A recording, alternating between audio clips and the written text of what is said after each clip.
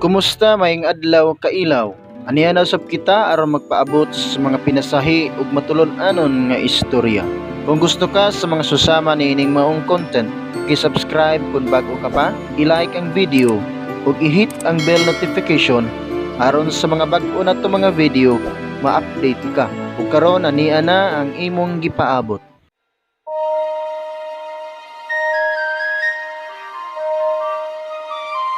Aduna kadtoy usa ka buta nga dalaga.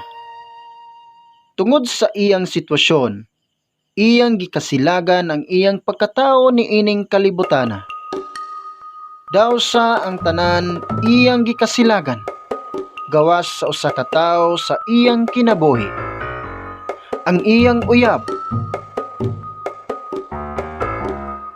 Ang iyang uyab mahigugmaon kaayo ngadto kaniya ug palangga kaayo siya. Palangga kay siya bisan kun siya nga hinigugmas sa maong lalaki, usa ka buta nga pagkababae. Matud pa sa maong buta nga dalaga nga kun makita pa unta niya ang kalibutan, pakaslan gayud niya ang iyang mapinanggaong uyab.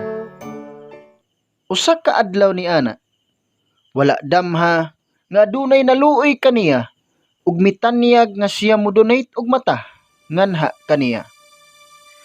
Sa nagmalampuso ng operasyon, mahimo na niya ang pagtan-aw sa kalibutan. Ug tuod man, nakita na niya ang tanan nga iyang gustong makita. Lakip na ang iyang mapinanggaong uyab. Gipangutana siya sa iyang uyab, "Karon kay nakita naman nimo ang kalibutan, imo na ba kong pakaslan?" Nahikurat ang dalaga, kay buta man usab di ay ang iyang uyab, maong wala niya kini pakasli.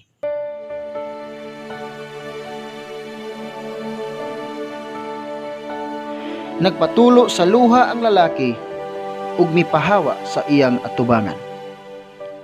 Sa wala pa mobiya ang lalaki, nanugon siya sa dalaga. "Ampingi baya ang akong mata, mahal ko?"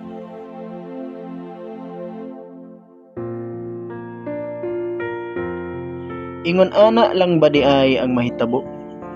Nga human ang tao nakaangkon sa pabor nga iyahang gipangandoy. Daw sa dili na niya kayang tan-awon pagbalik ang iyahang nangagi. Kinahanglan makita sa tao ang iyahang nangagi. Kay pinaagi niini aduna kini gibilin nga mga pagtulon-an nga diha sa kinabuhi muhatag og pahimatngon sa usa ka tawo.